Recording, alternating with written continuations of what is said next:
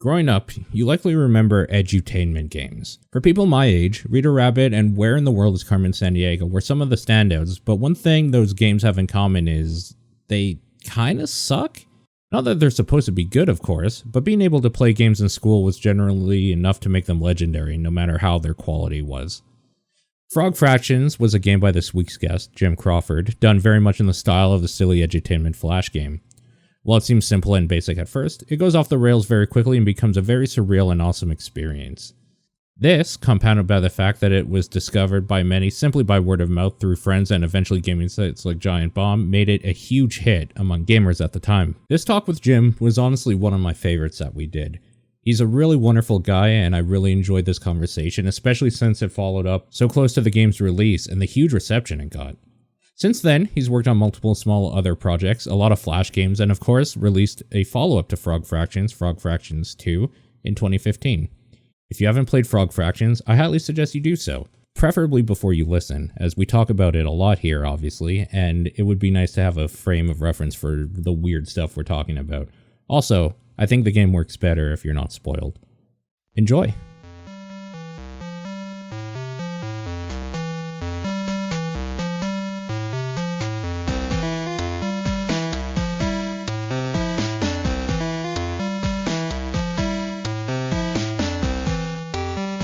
Hey guys, welcome back to Indie Talks on Pixel Response. As always, I'm Paul, and with me is Nathan. Hello. And today we have a special guest. We have Mr. Twinbeard Studios himself, Jim Crawford, creator of Frog Fractions, as many of you should have played by now. And if you haven't, what the hell is wrong with you? How's it going, sir? Hey, pretty good. Good. Also, Frog and Fractions as well, which I was just playing. And the asshole game. Yeah, which I just created one of those. I am apparently an asshole. Well, you chose option B on that one? Yeah, mainly because I hate my neighbor that I live with, so fuck him. So you don't want to shovel snow? No, fuck him, he can do it. Okay. Hello, Jim. How you doing? Pretty good. How are you? Pretty great. I don't know. Today's been sitting at home a lot, but whatever. Been anticipating this for a bit. Sorry for, I guess, contacting you way before the actual time. I just got really excited after I played Frog Fractions. So yeah, no worries. How do you feel, I guess, just about all the feedback that's come back on the game in the last little while? It's definitely been popping up on some lists and stuff of best things. Yeah, it's been crazy. It's been crazy since the beginning when it was accidentally released. I guess the things that stand out most to me are it got called out by both Giant Bomb and Idle Thumbs, both of which I'm a big fan of. Okay. Mm-hmm. Both of those specifically meant a lot to me. But in general, it's just that it's super weird to be getting all this praise and attention and still basically just be living my regular life. Mm-hmm. I'm not like living the high life of a celebrity here. It's just a regular life, but also people are tweeting about my game. I guess right after the Idle Thumbs episode, you did kind of post something about all right, I know a lot of people are talking about just supporting it financially or something. Go buy a T-shirt, maybe. Have you seen any kind of significant revenue from this at all, or is it more just a free thing that you're just happy that people are talking about it, kind of thing? I'm happy to have this game out there for free. Or the soundtrack, I guess, was also available, right? Right. The T-shirt is really the T-shirt is more for the people who want the shirt because I don't actually get that much money from it. Also, it's really expensive, so I don't know how I feel about that. Going through the one-off print providers the Cafe Press and the Zazzle, and I think there's another one like that. They're all the markup is really big compared to what would happen if I actually had a print run. Oh, okay. And so I don't get a lot of money. The fans spend a lot of money, so I'm kind of two minds about the shirts, but they're out there in case people want them. Mm-hmm. But yeah, the soundtrack has been selling well enough to cover my bandwidth costs, which is, I'm happy with that. Mm-hmm. I'm happy I'm not losing money on Frog Fractions. I guess this isn't by far your first game, though. You've been doing this for at least a while. When would you say you started putting games up on Twinbeard? I guess I started putting games up under the Twinbeard name, I think in 2009. Okay. I think the first one was Futility Pong. I've been making games since maybe 1992, but most of those just never saw the light of day, you Oh, know? like there was just no distribution of any kind. Like those are just. Basically, yeah, I mean, it's the sort of thing where like, hey, I would show my friends I made this game and then do nothing with it after that. Hmm. Honestly, even after putting stuff up on the web, I would say that Frog Fractions is the first game that I made that anybody other than my friends played. Like okay, like I did see. I guess that is true of me as well. Though I did kind of start going through the back catalog. I found Futilitris pretty interesting. Sure. A lot of people seem to like it now, but No one noticed initially. No one noticed. Hmm. I guess. Sorry, Paul. Like I don't know if you played it. It's basically whatever. It subverts everything you know about Tetris and makes you feel kind of depressed. But then at least it ends. I was happy it ended. But yeah, it's kind of like a weird Tetris nightmare. And I also want to ask, I guess, about game jams. Like when did you start going to those? That just seems to be a common thread through all of the discussions we've had. Is some interaction with game jams and such. And there's a few of those up here, like the Molly Jam 2012, Huggy Bear. Yeah, the first one I went to was Tig Jam 3, which I think was in 2009. Mm-hmm. I guess that would have been around the time I put up Futilitris. And yeah, it's been making games has never been a social thing for me, just because none of my friends have really been interested in it. And so joining this community that was apparently all around me for a while that I didn't know existed. It was pretty great. It was like, you know, you have your solitary hobbies and you look at people with, those are social hobbies. They make friends using those. Mm-hmm. You really of them, but like, too bad I'm not interested in doing that stuff. That would be nice. And suddenly a social hobby. Like, imagine if you discovered you could make friends while masturbating. Yeah. Well, I mean, that's how I made friends with Nathan, so that's not true. I know the feeling. Yeah. Okay. Weird on that. That's not what happened, but whatever. It's films. It was films, if we want to be reductive about it, but whatever. But okay, fair enough. Like activities that are primarily solo affairs somehow became so. The thing is, like, game development doesn't have to be solo. It's just what I happen to be doing. Mm-hmm. And I continue doing it at the jams. It was just that it was also a social thing because I could show people what I was doing and look in on the development process that other people have. And it's how I met most of the people I know involved in the development scene. So yeah, it's been really valuable. I guess have you met some collaborators there, like some musicians and stuff that contributed to the soundtrack and whatever, or was that primarily still all you for Frog Fractions? I seem to a few names in the credits, or maybe I was too distracted by bug porn, but you know, there was names there. I noticed that. Yeah. The most of the people who contributed that I met via the jams were testers. Okay. The one name I can think of who actively contributed to the game, who I met through that scene was I don't know how to pronounce his last name. Kumar. He's the guy who did the narration for the boxing. Yeah. History. Okay. Yeah. I don't know how much like we're spoiling for Frog Fractions, but I think we opened with enough of a disclaimer. You should go play it first. Hopefully, people realize. Yeah. I'm presuming that people are coming into this since we just started right off the bat talking about Frog Fractions. Right. Yeah. Sorry, I didn't preface that enough. We haven't said specific gameplay things, but it's a free game. Go play it. Like, seriously. Yeah. Like, there's no excuse. If you haven't played it by now, turn it off. Go play it. Come back. Like, fuck off. Anyways. Don't get angry about it, Paul. Just anyway. No, I'm so mad about it.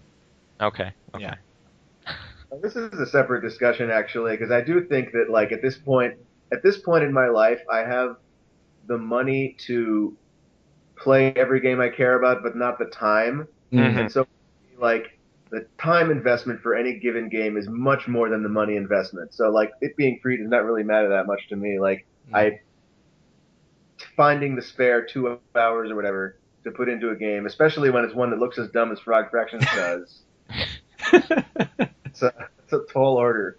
Yeah. Well, I mean, the first time I played Frog Fractions was about 11 o'clock at night on a Friday, and I was live streaming because I heard Nathan talk so highly about it. Oh. And I was like, okay, well, if this is going to be my first experience into something that sounds so crazy, I want other people on the internet to share it with me at the same time. And, I played it till about 1:30 in the morning. And I think everybody in the chat room that was watching and me, we were all just like, what the fuck just happened? At least you discovered what happened, because like I don't know how have you had many people like relay the experience of just like, yeah, waffle joke's funny, like they don't get the other level. That's a lot of people, but most of those people aren't actually talking. Okay. There was one forum post that made me feel so sad. It was somebody said, I played for 6 hours to get enough fruit to buy the warp drive, and it was so worth it. And I sat down with a piece of paper and I did the number crunching, and that's actually about how long it would take to get by hand. That's so yeah, like friend of the show, I guess. Like I do another podcast with a friend named Sean, and yeah, he just didn't find that layer, and I was so kind of sad on his behalf because I didn't want to then spoil the thing. Right. But it's just right, yeah, right, and that's actually really important to me that people find it on their own because it's so much more powerful that way. Mm-hmm. And you're also an Idle Thumb listener, right? So Sean Vanneman had a similar experience. It's right. Yeah. Like, it's just like I don't know. I didn't see the other part. Oh, okay. So you haven't actually played the game. Yeah, I liked how he blamed it on Chris and Jake. It was like, oh, you guys always send me the dumbest shit. I thought this was one of those. Yeah. Just dismissed it immediately, which is too bad. But okay. I guess I'm kind of curious, just like if there's any specific points of inspiration. Like in their discussion, they kind of they brought up Tim and Eric as a possibility. I wasn't sure if that. More than one person has, and I have never seen that show. Okay. So I don't. Okay. Like it was, yeah. It's not like as I was playing, I was like, "Oh man, this is clearly that." I didn't get that sense at all. It was just it fit kind of in terms of random and variety and whatnot, but I don't know. Like, yeah, I guess I interrupted. Like, are there specific ones though? Like, then I can say, "Oh, yeah, I see that." Nothing's obviously there must be some, but for some reason my mind is blank. Like the games of the '80s, there's a lot of that. The like I'm trying to think of other stuff I kind of thought of while playing it, like the WarioWare games, maybe again in terms of just gameplay variety, rapid fire, humorous kind of tone. I'm a big fan of that series, so I mean it wasn't a deliberate, a conscious touchstone, but it makes sense that would be a factor. Mm-hmm. Another possible factor is Retro Game Master, the localization of Game Center CX. Are you guys familiar with that? Game Center, I don't think so. Yeah. Okay, it's a DS game. It's a fake anthology of '80s games. So okay. They actually came up with they wrote 8 new games in the style of 1980s games. I played a game called Retro Game Challenge, which that was it. Yeah, reminds me. Okay, like that Xseed put out over here. Yeah. Okay. Yeah, like where there's like a fake like 8-bit RPG that you kind of have to grind to a certain point. Yeah, and I love that game. And honestly, like, so the major inflection point in the development of Frog Fractions, and I've talked about this before, but this is probably the best answer to your question, is I had been working on this thing for a few months. Mm-hmm. And it was the pond, and then going into space, and then the dancing. I think that was all it was. Okay. And I had shown this to Tim Ambrogi, who's a friend of mine. He was one of he's the lead programmer at Final Form now. He made Jamestown. Okay. And I had all these tutorial pop-ups leading you by the nose through the game. So like it gave you instructions on how to play, and it told you like flat out, yeah, okay, now that you have the diving helmet, now you press down to dive underwater, and oh look, all the fruit. Mm-hmm. Hmm. And he refused to read any of this stuff. He said he didn't have the, he was trying to play the game, so he couldn't do it. But I think he was just being a dick, Yeah. um, and just refusing to read it, which like that's actually a really useful position to take as a playtester because people don't read that stuff. Mm-hmm. So And so so, you need kind of other signals to kind of let people know what to do, or like. right, well, he was at the pond for half an hour before diving, Mm-hmm. before he even tried moving up and down. Um, and I was pulling my hair out, and of course, you're not allowed in the playtest sessions. This is one of the rules. You can't actually tell people what to do. You can't explain to people why they're confused. You can't answer their questions because the real players won't have you there to answer your questions. You need to make the game stand on its own. Um, and he told me that when he finally did dive, when he finally went underwater and like broke through the fourth wall or whatever, um, that it felt like discovering that you could burn bushes with the candle in The Legend of Zelda, Hmm. Okay. which is like probably one of my top 10 gaming moments. Um, just the discovery that you can break through the world. There's more to it than you thought, and here's this just the mystery of games in general paying off. Mm-hmm. And that was what I was trying to that was what I realized when he told me this, that if I played it differently, if I removed all this tutorial stuff and I made it more intriguing on its own merits and made it more like discoverable on its on its own merits without having text everywhere, Right. um, I could build up to a moment like that. So, like, before that point, did the fruit fall into the pool as distinctly and like all that stuff? Because like that for me was kind of like a clue, but Right. It apparently, like in it's Paul and I, my discussion about it, we kind of like it was just like, well, in most games, when something falls off the screen, it's just out of play, it's gone. So yeah. that is no longer like you can't fault me for not figuring that out. And it's just like, no, but it tells you can move around. Why wouldn't you move around? And it's just like, Hmm. okay, like it was more kind of yeah, it's just kind of in there, but it's implicit. It's not I'm explicit. playing with the expectations there. Like on a single screen game, you expect the edges of the screen to be boundaries. And Hmm. I've actually seen some people. I felt tremendously guilty for this. I saw some like let's plays where people were trying to like they tried flying upwards, trying to go off the screen to the top. And of Ah, course, I didn't implement that. I feel like I should think of something to go there. I like mean, where it's aside just like you just start flying away or no, but you can't because you don't have the warp drive. So right, yeah, exactly. Well, that's how I have it paced right now. But maybe there's a better designer than myself could probably have found something to figure out a way to solve that problem. hmm. But yeah, there were fruit falling into the pond, but there were no splash animation or sound. The Right, fruit okay. at that point were just circles. The reason I think that he didn't try flying up and down was that the dragon was just a green oval. It's just, oh, hey, there's this oval now. I'm on this oval instead of sitting on the ground. Oh, okay. Um, Hmm. and like it was so abstract, there was nothing there to like hint that wait, you should be able to move all around, Hmm. up and down as well as left and right. And so that was the first. Well, the first thing I did was because I showed it to him and then I showed it to several other testers that night. The first thing I did was actually just disable all the tutorial stuff, and they made it through, which was actually really heartening for me. Just knowing that like even if I just do nothing but remove the tutorials, it's still playable. Hmm. Uh, and then I went home and I worked on things like making it clearer that you're collecting the apples. I made the apples like a miniature apple fly up to your score and then make a ding sound when it hits there. So let you know this is how the game mechanics are working. Um, and that example is not actually that important for the rest of the game, but it is important to signal that the game is discoverable and to put people in a mind state where they're trying to figure things out. Right. Like at that point, it's no longer static, so you feel free to explore more.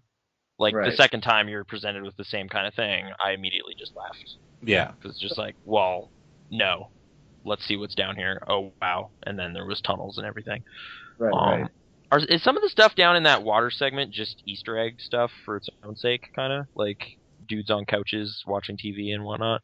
I put that stuff there basically because I had, for a long time, all there was just the silhouette maze. Oh, okay. And, I saw people exploring, and I felt guilty, like, even when it was boring for me. Like, testing that sequence was terrible because I was like, it took like 5-10 minutes to get through that thing every time, and there was nothing to do or see. And I wanted it to be like a slow, contemplative kind of a thing. Um, and it wasn't until like I had the background art in, I had the narration in, that it was even remotely playable. And even then, like, since there was literally nothing to discover, people could explore the entire maze and just feel like I've wasted their time. Okay. So I wanted to have something in there, just a little taste of something for people to find, so that it wasn't a complete waste of time. And it was also just hilarious. Okay. Fair enough. Again, like, it's just like things it reminded me of, like that boxing narration part just seemed to me like an entry from the Hitchhiker's Guide or something. Like that kind of tone to it, of just like someone reading these kind of absurd facts to you. I'm not sure if that's fair, but I'm sure you're familiar. Okay. I'm not sure what else to really say about Frog Fractions other than, again, people should go investigate it. Like, in light of the attention and stuff, like, do you have big plans for future projects or anything that you want to kind of... I've got a number of projects that I'm thinking about and that I'm working on. I'm not sure how much I should say about any of them, actually. Unfortunately, that's totally fair. Yeah, no, I am definitely working on stuff. Okay. I guess backtracking a bit to, like, the gaming being a kind of solitary affair, like, that seems to kind of be true of single-player games. Is that primarily what you're interested in as a player of video games? Like, do you play multiplayer stuff really at all? I like co-op. But I have, growing up a gamer, one thing that I discovered about me as a person is that I don't like the person I become when I play competitive multiplayer. Yeah. Okay. And so I just don't do it. I don't want to be that guy. Like, okay, like you get too vocal and invested in it and stuff. Like, I've gotten pretty animated during Halo and stuff. Maybe. So. I get angry really easily. It sucks. It's something I'm kind of like I feel shame. I feel like, oh God, I'm the ape again. Fair enough. I guess I've heard mostly that, even in relation to some single player games, like super difficult games like Demon Souls and Zombie U and stuff, like I become a bit of a prickly pear when I'm playing those. You should approach me. I'm in a serious stressful situation. Or Cart Life, for example. I actually get that way with single player games as well, come to think of it, but I just I don't have anybody to take it out on, so I just break the controller. Right. Yeah. It's very sad. It's a sad man-child. Super Meat Boy did that to me really bad. Oh, I'm trying to... It bother me, actually. That's weird. But I could totally... fair about it, or... I don't know. I think it might have just been like... The difficulty might have been just calibrated just right for me, personally. That going for the kid character, man, Jesus. Like, I think more than anything, I get mad at myself as I'm doing it, because it's like, you're better than this. You've got that far before. Why can't you get there now, you idiot? And I just get mad at myself. Right. Well, I mean, that's after like an hour of playing the same thing and listening to the same music over and over. Have you played a lot of Super Hexagon, Paul, or? I haven't played any of it yet, no. Okay. Just, I'm not sure if you'd find it like that, or kind of engaging. Well, to be fair, I almost have 100% in Super Meat Boy. Like, I love playing it. But it just gets the blood up a bit. Yeah. Okay. I guess just, again, like, pulling from similar internet pools about video game stuff, like Idle Thumb specifically, have you taken a look at Cart Life at all?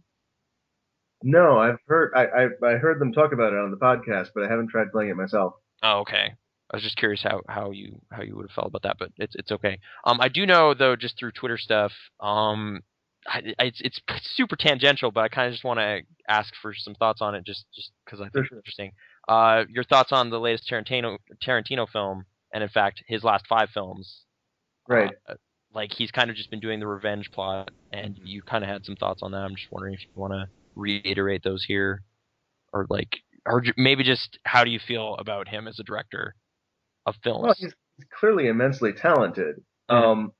He's just been doing this thing where he's like paying homage to these, the movies he liked as a kid. And the thing is, you can't trust the taste you had as a kid. You can't trust your past self because kids have shitty taste. And in this case, like what he's doing is the plot is very simple. First, you establish some people as bad, and then you kill them. And this is a plot that I think personally is actually really harmful to us as a culture because it reinforces the idea that bad people exist and that we should kill them. Like they're somehow inherently bad. Like it doesn't see fit to develop them into anything more than just villains. Right, and it's actually a phenomenon that is through almost all storytelling, honestly, setting up the villain character. Just, here is a bad guy. That's what the thing about him is, that he's bad. That's why he's the antagonist. And that's certainly a problem in video games as well. I've just really simplified characters that don't kind of have any richness to them. Like even ones I like games I like with villains that are somewhat memorable. Like I'm thinking of Uncharted 2. Like that dude's just the most stripped down. He's angry and kills people. Like it doesn't really make sense. Yeah, I mean Uncharted, they're well written, but they are basically pulp story. They're basically comic books, you know. I guess off the top of my head, the quote unquote villain in BioShock, Andrew Ryan, is an actual character. You know, he's an actual person with human ambitions and human flaws, and he is the antagonist of the story, but he's not the antagonist because he's a bad person. Who's I was kind of just I agree with you about that game. I was then disappointed that you do fight an end boss. A bad guy. Yeah, you fight a mutant. Like they kind of gin up their own also there's a conventional villain too. Just for satisfaction's sake. That guy. What's his name? Is Atlas. it Atlas? Fontaine Atlas. Right. Yeah. Yeah, never mind. Okay. Well, no, I'm not dismissing it entirely. It just seems like they kind of tried to do something, but then still had to meet a quota or something, like fit that. I'd never really thought about that like the second half of the game, it kind of sucks from a gameplay perspective, but now that you point it out, it actually also sucks from a storytelling perspective. Oh no, I didn't mean to Nathan, why do you ruin everything? I liked BioShock. I'm just saying that happened, and I do remember. No, and we've had conversations about that before, where if it ended right after the Ryan confrontation, that would have been the perfect ending for sure. Strange way to end a game, but then it was also, hey, use your powers to fight the thing. And I was like, oh, okay. I guess I'll do that. And in that regard, characters going back again, because I seem to always bring this up, Metal Gear Solid 3 with the boss. She's an actual character, and her ambitions and stuff are really what makes her the antagonist. It's what she's trying to do, not the fact that she's just pure evil. Well, she has reasons that she wants you to fight her and all this, I guess. If you, sorry, Jim, have you played the Metal Gear Solid games or? I played 2. I think that's. Yeah, even in 2, Solidus, he was right the whole time, and it's just the way he's going about it. He made very human mistakes about being maybe too ambitious and going about things maybe the wrong way. It doesn't necessarily make him evil, but he is the antagonist. I think what we said about, what you said about Uncharted and comic booky, though, I love Metal Gear, but it's so ridiculous. Oh, and Far Cry 3, I've been playing. And so far, I have no reason why Voss is doing anything he's doing. He just seems like a guy that likes to kill people, and I don't like that.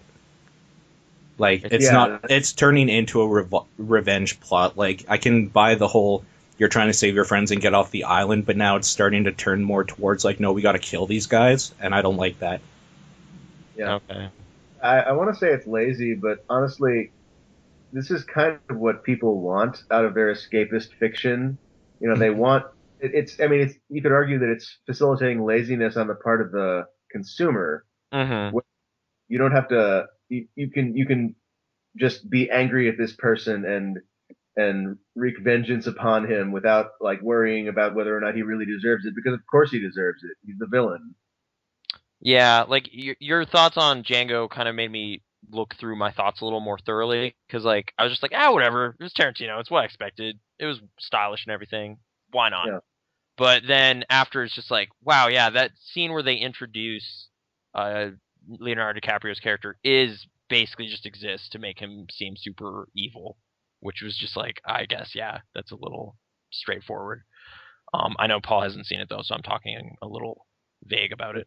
But yeah. Well, yeah, that scene is, well, you don't really need to, because that scene is in every movie like that. Right. Like the villain is doing something unquestionably bad, so you don't need to worry about feeling good about him dying later. He fails him and he kills his own henchman.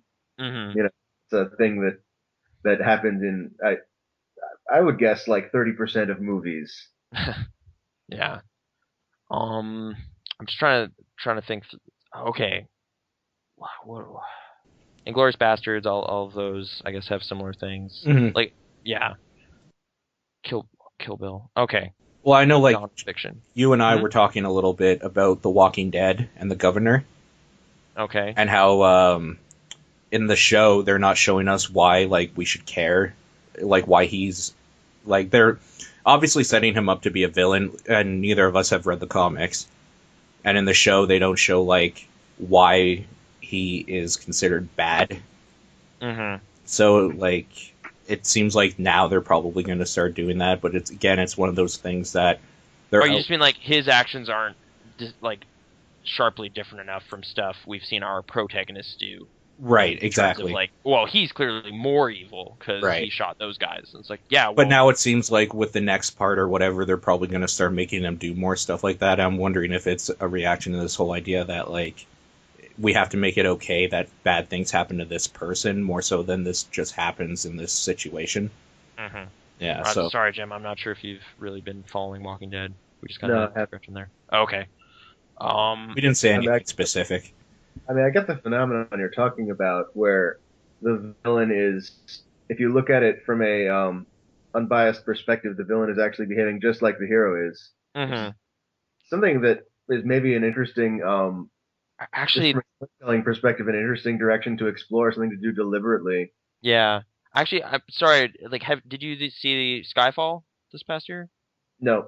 Okay. Just that's an example of a villain that I thought was like fleshed out so much more, and also had a really interesting performance in it than James Bond himself, which made me feel kind of weird about. Yeah, well, James Bond isn't really a character. Yeah, he's such a kind of just icon that does his thing, and it's just like, okay. Whereas this other guy's like, wow, this really eccentric Spanish, like, former agent. This guy's great. Oh, he doesn't get to succeed because he's the bad guy. Oh, well. Yeah. That happens quite a bit. Or like Trevelyan and GoldenEye, perhaps. Like, for just to stick with James Bond. When I saw Chronicle finally this year, like a few days ago. Yeah. That, like, what do you think of a movie like that where you're kind of following a person turn into a quote-unquote bad guy? Mm-hmm. Like this idea that they're showing what's happening, like through someone's origins or whatever, that might make them act the way they do later on.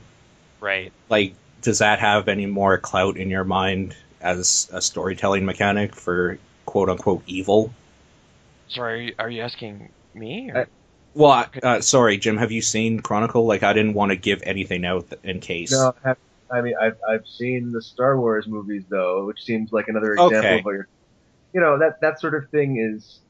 The Star Wars actually makes a really interesting example, because Darth Vader is just a bad guy right up until the final scene of Return of the Jedi. Mm-hmm.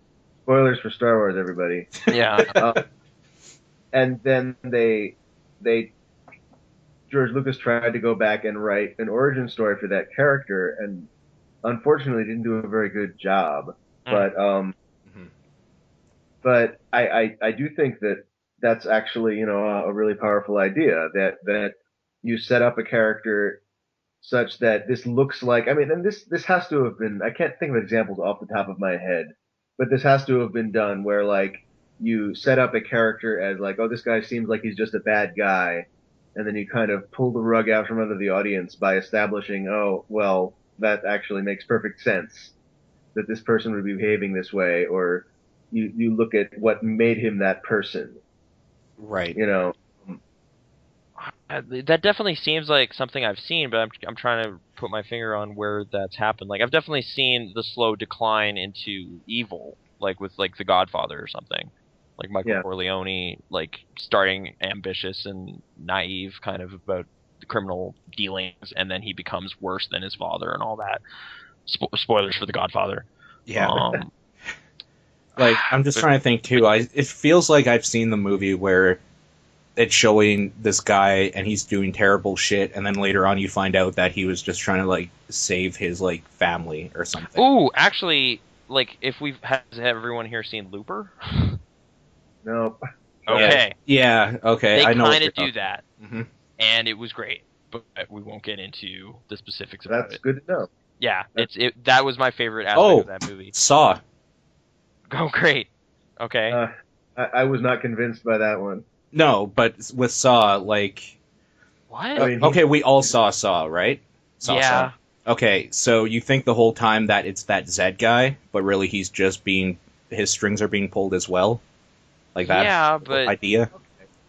But Saw himself still just seems like I have cancer and I'm bitter and I'm going to kill That people. doesn't matter. I'm talking about Saw 1 before any of that other bullshit. So okay. You're saying the thing is, like, you think Zed is reasons... being a terrible person because you find out he's the one that captured these guys and he's doing this and this, but really it's his strings being pulled because they're going to kill his family. Right. Okay. Yeah. I guess that's fair. But okay. That doesn't really seem like the same kind of thing to me, but. Well, I yeah, guess... like it's more like for his own very selfish reasons, he is being controlled. It's not like he's become someone else because of events or whatever. Right. But yeah, like, and you don't are privy to those things and get to see why that. Well, he's technically becoming someone else because of events that are happening to him, so it still works in that regard. I suppose I just didn't like that movie, so I'm trying to. That's fair enough. Yeah, I didn't see the subsequent ones. Anyway, okay, so that's a digression about films. I guess, yeah, like we're talking about just film storytellers and whatnot. I'm trying to kind of make a connection with game creators. Like, are there people in the industry specifically that you find kind of like maybe not an auteur or something, but that person has a distinct thing they do? I like that. I want to play that guy's games. Are there any folks like that? Yeah, I mean there are a lot of people. Of course, my mind is blank, but there have to be. Okay. Edmund McMillan, maybe. That was I remember noticing specifically his work. He's got a real mindfulness of design that you don't. I think maybe that's something that's happening like in the current generation of designers, the people who've grown up with games versus people who grew up with like tabletop stuff, and the video games aren't their native language, so to speak. Edmund McMillan really just seems to have a natural knack for thinking about this stuff. I was really impressed with his stuff, and I'm looking forward to seeing what he does next. Oh, the Binding of Isaac remake. I'm looking forward to that. I'm a big fan of like the obvious ones, like Shigeru Miyamoto, of course. I'm a big fan of like looking at, and as opposed to playing what Will Wright and Peter Molyneux do. I really feel like I should have a whole like pantheon in my head here, but I need to be primed. I need like some sort of prompt. Okay. Right. I'm trying to think through kind of recent, like Kyle Pulver is a guy who's been talked about a bit lately, like with Offspring playing and Snapshot and stuff. I love what Suda does. Suda 51. He's uncompromising in like what he wants to do. Usually it results into a bad game. There's another example of that where like Suda 51, he's got great ideas and not really great games. Yeah. Like Tim Schafer is one of those guys who like would make great movies. Mm-hmm. Yeah, I'm trying to think what was the most satisfyingly playing Tim Schafer game. Brutal Legend. No, I know. probably not. I still have that on my shelf. I don't know what to do with it. No one wants it. Yeah, I still haven't finished that game. I was so excited too. Mm-hmm. But I actually I do really appreciate what Double Fine specifically is doing with like their kind of transparent development process stuff of late and whatnot, like with the Amnesia Fortnite kind of opening that up for people to see what's going on. That's great stuff. Mm-hmm. And I mean, And, like, Valve. What Valve does is great. Is there like that's the thing though? Like I don't find like a distinct voice in it. Is the thing like it's like such a collaboration project? Like I don't. Yeah, I think it's Like, more so who the is idea that they have like a psychiatrist or a psychologist helping them like just know the psychology of what the player will see and what they will think, so they and make play testing stuff over and over and kind of. yeah, and working in stuff so that the player stuff. feels like they're getting a different experience than other video games. Like I guess if there was one person I would highlight, it would be like Eric Wolpaw or something, like the writer. Mm-hmm. Yeah. Portal. But, Yeah. I'm trying to think of like other noteworthy folk. Like I mean, like recent stuff. Like I guess did you see Indie Game of the Movie? Basically, is the names that are coming to mind just because that. Yeah. And I think that like Phil Fish and Jonathan Blow. Yeah. Thinking about this stuff, like Phil Fish and Jonathan Blow specifically, are people with very strong opinions, and I think that's the kind of person you want making the art and having control of art. Mm-hmm. You know, Jonathan Blow made a one of my favorite games, and I don't agree with everything he says, but I do actually agree with a lot of it. Mm-hmm. Like in terms of, for example, like ethical versus unethical game design. I do feel like games like MMOs are kind of veering off a deep end of unethicality that maybe is just maybe these games are just bad for humanity. Oh, like in terms of creating this weird kind of like hit the lever and get a pellet kind of psychological and response. If you look at games like Farmville, that's just way off the deep end. At that point it becomes kind of obvious. Right. Like a lot of the free-to-play Gameloft stuff too is just like this isn't like this is kind of taking a license hostage to make me pay money for it or something. Like they do that sometimes. Or free-to-play tap to manage a town type games. Tapped out. Right. Tapped out. Yeah. I did not put that on my new phone, so it's gone. Okay, good. But yeah. And in the case of Phil Fish, he's also been very vocal, and he actually hasn't been talking so much about game development. But some of the decisions he's made are very unusual. Like the decision initially that it should be that Fez should be a console only game. Mm-hmm. That was a kind of a weird choice, and to non-console owners, kind of an annoying one. But it kind of fits in with the design ethos of Fez in general, which is just like he's making a game that to basically bring you back to his childhood. Right. And if you want to be in his childhood, this is going to be a great game for you, and otherwise it's not really. Mm-hmm. I think this is one of the things I like about I mean, maybe the thing, honestly, about indie game development is that you have the single voice, the single opinionated voice stating the thesis of the game loud and clear, so to speak. And it is something that, like, when you get to larger scale games, there's still sometimes an auteur, but it's never as clear a vision. It's always muddled by something. Mm-hmm. Like, I guess on that larger scale development stuff, like I was pretty fascinated with Clint Hawking for a while, reading through his blog and stuff. And like Far Cry 2 specifically is kind of I couldn't get into it, but it was pretty clear to me, like, for the reasons that I couldn't get into it, this is kind of an amazing accomplishment. Right. Like, there was a lot of intent behind a lot of those decisions. Mm-hmm. Right. He's backed that up since. Like, that's why I'm very comfortable feeling justified in my opinions about that game, but whatever. But yeah, he seems an interesting case of trying to kind of get big development money and like big teams, but still have some sort of control over it. I'm not sure what he's doing now though. Like he was at Valve briefly, or is he still there? Did he get absorbed into that whole thing? I don't know. Yeah, I lost track of him. I don't know. Okay, he's definitely stopped blogging for a while. But anyway, Mm-hmm. I guess yeah, like we've been talking about kind of independent games and stuff. I feel this last year specifically has been a really interesting time for that. Like, do you have any thoughts on the past year of games? Like, was it a good year for games or not? Like, there's been. I think notably this year is one of the best years for indie games and one of the worst years for classical AAA games. Yeah, which seems to kind of highlight the smaller games out there in a way that I thought was extra interesting because it's just like, well, I'm trying to think like some examples. Like I specifically just wasn't buying a lot of $60 experiences because I had a stack of like $5 and $10 ones at home, just on Steam or whatever, or iOS. I mean, what kind of games are you trying to think of examples of? Well, a lot of people seem disappointed with Assassin's Creed 3. I haven't personally played it, but I was one of those. I thought I was personally a little bit let down by Darksiders 2. Like I got really excited about it, and then it just didn't do what I wanted in terms of the story and whatnot. That's too bad.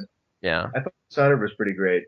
I really liked that. I really thought it nailed the Deus Ex atmosphere and vibe of providing the player with a choice without trying to ape the play mechanics. Sorry, which was that again? I Dishonored. Dishonored. Oh, okay. Sorry. Mm-hmm. I didn't personally play that. Something about the early demo stuff I played and saw, I just wasn't feeling what it was doing. But I don't have a lot of Deus Ex nostalgia either. Sure. So it might have just not really been keyed up for my kind of thing. I'm trying to think of bigger, like Zombie U I did enjoy if you've played that, but it's kind of on that weird new platform. So no, I haven't. I've heard nothing but good about it, which I was surprised by. Like yeah, like especially a zombie game in 2012 with a name like Zombie U. Yeah, it's like this clearly exists just to cash in on multiple fronts, but they actually made some interesting, like specifically they pulled inspiration from weird places like Demon Souls and Dark Souls, and that's kind of cool for like a first-person action thing like that. It actually worked okay. Yeah. In terms of smaller stuff though, yeah, there's just a long list of things like Hotline Miami. I thought was really interesting. I saw that was on your list as best murder simulator or best that term most applies. Most deserving of the term. Yeah.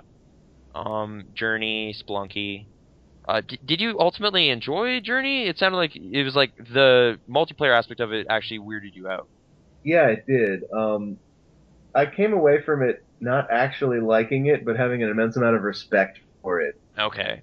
And so, like, it went on that list, even though it wasn't a game that I actually liked. Mm-hmm. I didn't really take it as like I didn't interpret it as a list of games I liked. It was more just like noteworthy, interesting things. Yeah, it was my indie awards for 2012. But this is the award for making me wonder whether I need anti-anxiety medication. Whereas I guess like in a similar way, like Walking Dead I found very interesting, even though I was ultimately not satisfied with some things about it. But yeah, like just terms of like how much gameplay do you need in a thing to warrant the term video game? Like honestly, I could have done with like I thought the gameplay in Walking Dead was the worst part. Yep. I could have gone like all the puzzle solving. I could have that could have gone away, and I would have been happy. Like, well, like specifically in the final chapter, there was a puzzle that wasn't even really a puzzle. It's just like you have a thing that opens elevator doors now. All right, there you opened it. Like it's just like this is just a key, basically. This isn't even a thing I have to do. It's more like a puzzle in Doom. Mm-hmm. Yeah, like, I still haven't played the last episode of that. Okay, spoilers. There's an elevator. It's not an elevator key in there. Yeah. Sorry. Just jump to the last episode as an example. I don't know why I did that, but it sprung to mind. It's what came to mind. Yeah. Yeah. Well, I mean that's kind of like something for the player to do to advance the story, I guess, as opposed to a puzzle. Mm-hmm. And I honestly don't have a problem with that. Like, I feel like that game was at its best when you were talking to people and making decisions. Right. And Yeah. could have been it could have been nothing but that and still have been worth the money and worth my time, I think. Like, yeah, like I feel kind of weird being super harsh on it because like I ultimately played like maybe $15-20 for it, and it certainly was more than engaging enough to justify that. And I'm more interested right now. I'm kind of watching someone else play through it when they do that, like just to kind of see like does this work as just kind of a filmed narrative kind of thing, like without my control, is it still interesting? And trying to look at it that way. Mm-hmm. But yeah, there's definitely some noteworthy things that happened in that game. Yeah, and then there's kind of weird experimental stuff this year, like Proteus and 30 Flights of Loving, like those kind of. I'm not sure if you got a chance to look at those. Yeah, I played 30 Flights of Loving, and that was another one of those. This was something that well, Chris Remo talked about this in the Idle Thumbs cast, specifically that this was an example of a game that would be a really bad fit for green light. Mm-hmm. And when he was talking about that, I was thinking about Frog Fractions. I was thinking about like how would I sell Frog Fractions on Greenlight? And I mean, and the answer is of course that you don't. There's just no way. Mm-hmm. Well, because you need to maintain that surprise. You can't If the like whole point is if you show surprise. your hand of like what it is that makes it interesting, then you've broken it, kind of, right? Right. That's just a weird dilemma to be in. But yeah. And I thought that what the Stanley Parable guy did Mhm. was a really clever and tasteful way to handle it, but I don't think that game would have been successful on Greenlight unless there had already been the existing release that Like people had already played and liked. like on Desera and stuff, because I definitely played Stanley Parable quite some time ago. Like, Yes, what was it in the way he marketed on Greenlight? Like, what was his approach? he came up with a trailer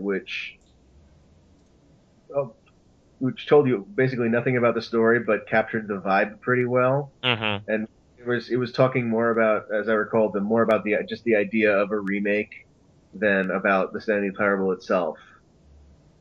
Hmm. And I mean, I guess if I wanted to try to if I hypothetically wanted to try to do that with Frog Fractions, the way to I have a pretty good shot, I would imagine, just just because there's an existing fan base Right. now, but it seems like it's a I don't know it just seems distasteful to have to make a game and then make a remake of the game in order to get the remake on Steam. Mm-hmm. Yeah. I guess since it's come up like naturally, I've kind of been getting opinions on Greenlight as an initiative. Like, do you think it's a good idea long term? Like, will it? Like, from what you've seen, like, do you ever have time to dig through all this stuff though? That's kind of my problem No, with it. It's I like don't.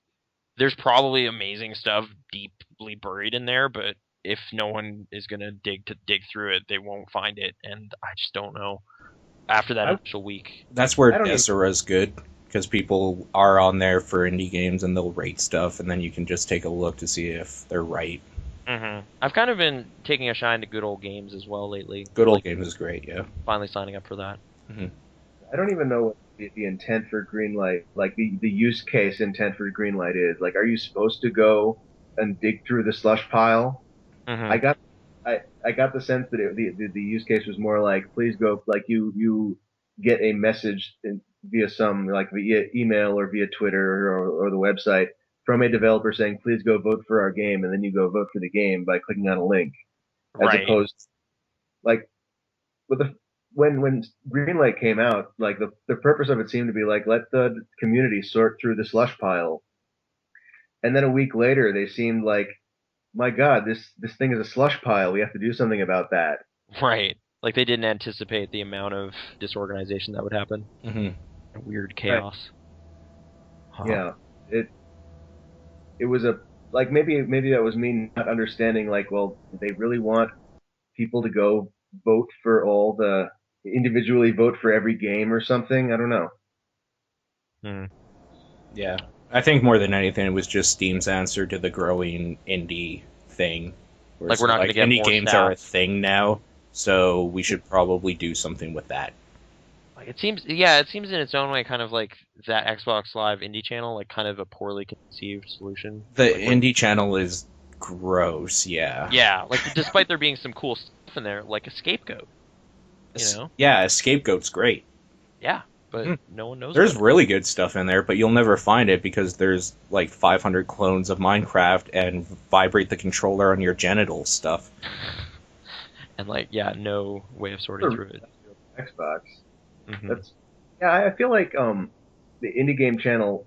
A friend of mine was saying that the next generation is going to go to whoever figures out why the iOS App Store succeeded where the Xbox Live indie game channel didn't. Yeah. Mm-hmm. They're actually remarkably similar in terms of like effort required to get a game done and game price and yet you can actually make money in the App Store and you can't on Xbox. You know, the last thing I heard about the indie game channel was that Microsoft had just stopped paying out the royalties owed. Like, Yeah, that sounds like something they would do. Yeah, Mm-hmm. like for the past 6 months, they've been piling up. The money has been piling up in accounts, and they just haven't sent out the checks. Huh. That's gross. I hadn't Yeah. heard that at all. I thought it was just And more that's like. why I no longer pay for Xbox. Mm-hmm. Well, among many other reasons, but PlayStation Plus, yo. Nah. well, I mean the fact that I'm paying $60 a year to be bombarded with ads, like fuck you. No. Yeah. Well, you get part about the ads even if you don't pay the $60. So it's not actually what you're paying for. Yeah, exactly. Like either like it would be nice if they had a version of Xbox Live that was free, but you have all the ads. Like I would pay the $50 or $60 a year to remove the ads completely, no problem. But, Right. But I just don't know what I'm paying for anymore on there. Well, But- it's weird because with Xbox you're basically paying for their ransom, Mm-hmm. whereas PlayStation Plus they're giving you stuff. They're like, yeah, so you get all this stuff, but if you want to give us a little extra money, we'll throw a little extra stuff your way.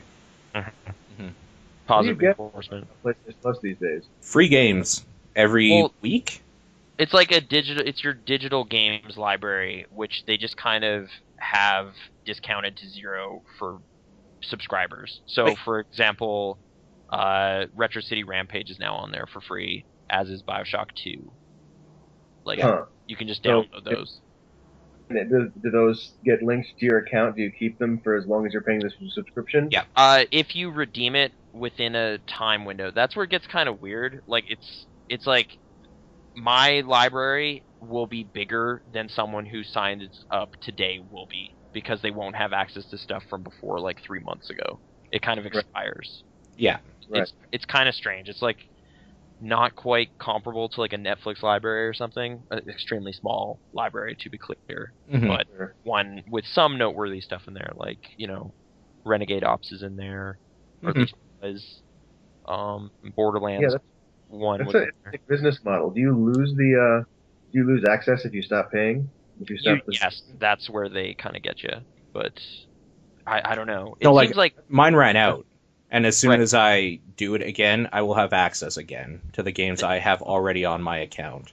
thing is they also kind of incentivize you aside from that in terms of like you just get discounts on some of their PSN releases. So like Papo EO was $3 off for subscribers. Oh, and you get exclusives too. Like Journey was available for like a week or something before. See, that's where it gets kind of weird. Yeah. But yeah, that was true as well. Like early access to some stuff. Yeah, that seems much better value than Live Gold. Well, yeah, because like the base stuff of just like voice chat and online multiplayer is just standard. So Mhm. then they kind of have to incentivize you to want to pay them. Oh, and they give you cloud storage too for your saves. Right. Right, that's true. And automatic updating. I'm definitely comfortable with my purchase of it so far. This is my first year subscribing though, so Yeah. it could go south. But yeah, they also just added Vita games and such as well, if you have one of those. And all the good ones too, apparently. Well, like Uncharted and stuff, yeah. I should just say all of them, because there's like no games that anybody wants on the Vita except for the ones they release for free. Mm-hmm. So I guess yeah. Any kind of thoughts on recent stuff? Have you been playing recent games? Just the final question, I guess. Like, I was I was playing Retro Game Challenge actually. okay, sweet. Mhm. Which I That was I've never beaten that. I got pretty far. I think I got to the RPG stuff, and I was just like, "There's got to be a trick to this," because I don't want to actually grind to this much. But then I just yeah. gave up. I mean, it's that there is a trick to it, but you do have to play like much more than you do the previous games in that meta game. Mm-hmm. Yeah, and I liked that game a lot. I feel like it's really a shame that it didn't sell better because that sort of game I think would it's the sort of game that would appeal to pretty much anybody who grew up playing games in the 80s. Right. And, There's like fake magazine covers they talk about. well, not just the covers, they have like fake magazines in the Right. game. Yeah, yeah. Uh, They definitely are pretty thorough. yeah, there was a lot of weird retro styled content in that package. Mm-hmm. Mhm. I definitely remember seeing it on shelves for like $4. Like it just confused people. It's just like, please take this. No one wants it. I was like, oh, I bought that day one. It was great. Yeah, that's a shame. Actually, I know a lot of people who played that on a flash cart. Unfortunately, Hmm. just drives me crazy because my understanding is that the game sold initially fairly well and then it dropped off really quickly, and since it hasn't sold well enough, that's why they haven't localized the sequel. Oh, there's actually a sequel? If in Japan there is, Oh, okay. Wait. Oh, wait. No, you'd have to read stuff pretty specifically. I was like, oh, but well, DS carts are region free, right? So, yes, but but you still there's a lot of text in the sequel, especially like there's my understanding is that there's a game in there which is like I mean, I guess it's kind of like the text adventure section in Frog Fractions, hmm. Mhm. where it's just like it's an adventure game. It's all and a lot of reading involved. Okay. So that unless you know Japanese very, very well, no Right. way to play that. That's too bad. I've been Okay. playing Borderlands. One or two? Sorry, Borderlands 2. Yeah, Mhm. Okay. and that's another one of those games where like, here's a thing I can do. It's I've been moderately impressed by like the variety in the mission design and the cleverness of the writing.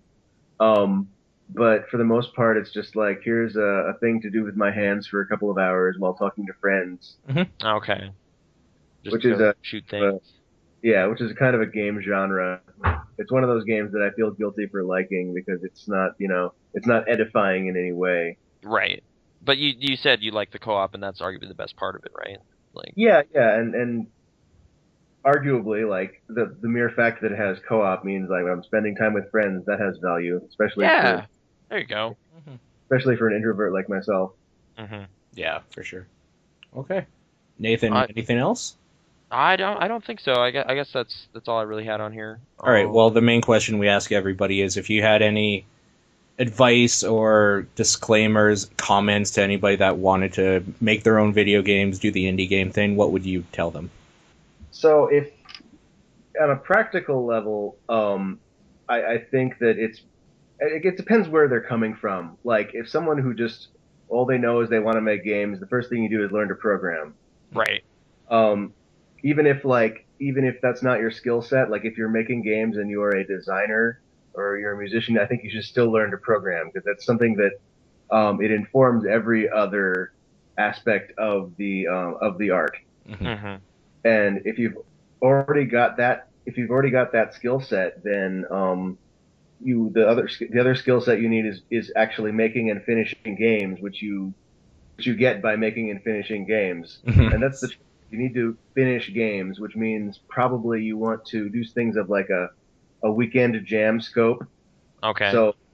So if you live in an area that has game jams, go to game jams. Go to the jams that are actually about making a game in a weekend because um, that'll teach you faster than anything else about how to cut back features so that you can ship on time. Getting practice finishing something is actually really difficult and really valuable. So that's one of the easiest ways to do that. And the other thing that going to game jams will get you is contacts. So you will meet other people making games. You'll get to sharing their expertise. You'll get their networking ability if they have that. Some of them do, and it's if you don't live in a place that has game jams, like move to the Bay Area. Like seriously, it is so much easier. Like it is oddly enough, it is so much easier to make games here than anywhere else, just because of that. Mm-hmm. You wouldn't think that because like you think making games is something you can do anywhere, but having a community is huge. Yeah. And if you can't do that, join the the TIG Source forums or something like that. Some online community. Mm-hmm. Sorry, what was that website? The forums? Let me double check because I don't want to get this. I think it's I think it's the TIG Source forums. Okay. But let me pardon my typing sounds for a second. Mm-hmm. Finding an online community in general. Like I've been definitely speaking out more on forums lately, so that's a good thing, I guess. Right. Yeah. It's okay. So the URL is forums.tigsource.com. That's TIG source. And yeah, that's I've been continuously amazed with how much of a difference having a community makes for I mean, it is basically like this is why I say I've been making games for 20 years, but the reason that I started releasing games like after 20 years is that I've actually been around other people who make games and I'm motivated by them and wanting to like share things with them. Like every feature I added to Frog Fractions was like, oh man, I'm going to get to show this to somebody at this weekend or next weekend. It was very motivating to have such a proximate reward for that. Okay.